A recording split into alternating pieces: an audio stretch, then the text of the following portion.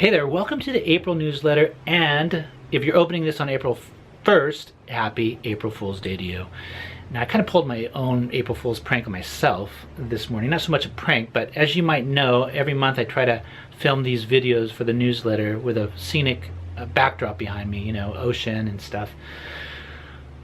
And I did so this morning. It was a beautiful location. I'll try it again next month, but when I came home to look at the video, all I could hear was my garbled voice fighting against the wind. I couldn't hear anything. So here we are in my office, command center. I hope you don't mind. But speaking of April Fool's Day, I'm not one who pulls many pranks on April Fool's Day, but I did so about 8 years ago with my graphic artist Mikey Sabatella. And by the way, if you need a great graphic artist to do a website, web development, logos, etc., call him. He's awesome. I'll put his number down somewhere below. Anyways, he came into my office and he was doing some work for me, and I told him, "Hey Mikey, I have a lead for you. Here's his name, here's his number, give him a call. He's expecting to hear from you." So he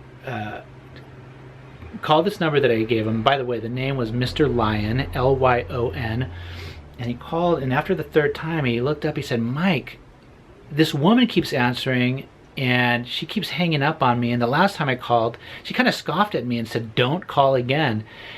And I said, "Really? That's strange. Did she say the business name?" And he said, "Yeah, she said it's the LA Zoo." I said, "Oh, so you're calling the LA Zoo and you're asking for Mr. Lyon?" Anyways, I let that sink in for a second, and he looked at me like, "Oh man, you idiot, you got me." So that was my best April Fool's prank I've ever pulled, and I love it. And I love telling the story, and Mikey and I talk about it every so often. And it turns out he wasn't so upset with me. About 2 years ago, he asked me to help him find his first home, so he and his wife could start a family. And I'm proud to say they just gave birth to their first child, daughter Aria, 3 weeks ago. And it's those types of stories that make me really pleased with the career choice I made and make me excited to work every single day.